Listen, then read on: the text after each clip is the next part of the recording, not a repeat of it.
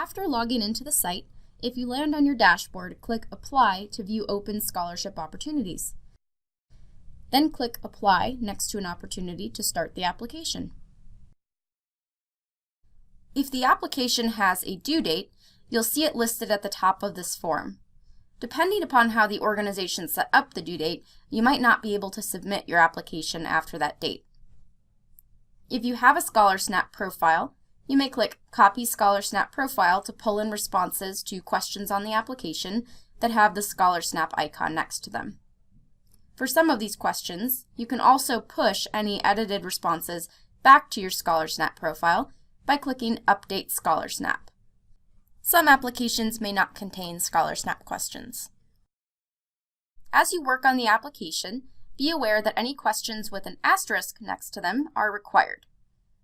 Also keep an eye on any character limits because you'll need to stay within those limits to submit your application.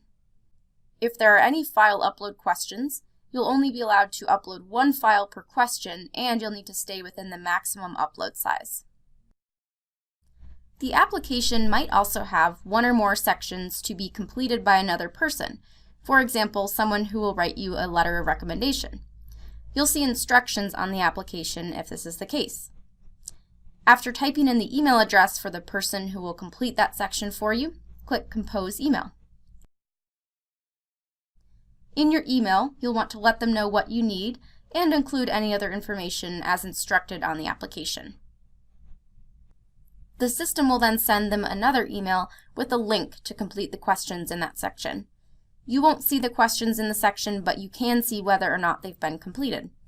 Unless the organization gives you other instructions, you can go ahead and submit your application even before this person completes their section. The system will auto-save your work on the application after every 100 characters you type or when you click into the next question. You can also click Save if you need to leave the site before you're done. When you return to the site, click Edit Application from your dashboard to return to the form you were working on. When you're finished with the application, click Submit.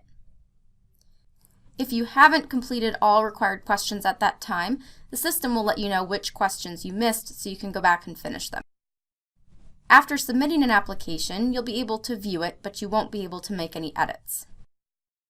Now you'll see a confirmation page which lists the scholarships or opportunities you're eligible to apply for. You'll also see a list of any scholarships that require supplemental questions. The system has automatically submitted your application for any scholarships you're eligible to apply for that do not require supplemental questions. For those that do require supplemental questions, you'll have the option to complete that information and submit your application to those scholarships as well. When you click Continue, you'll be brought to the first application that has supplemental questions. If a supplemental question is being used on more than one scholarship that you're applying for, your response will carry across those applications. If you update your response on one application, it will automatically update that question on the other applications that use it. If you do not want to apply for an opportunity, click Decline Opportunity. While working on your application, you can click Question List to download a PDF version of the questions without your responses. You can also click Application Packet to download a PDF version of the application with your responses, plus any documents you've uploaded within the form.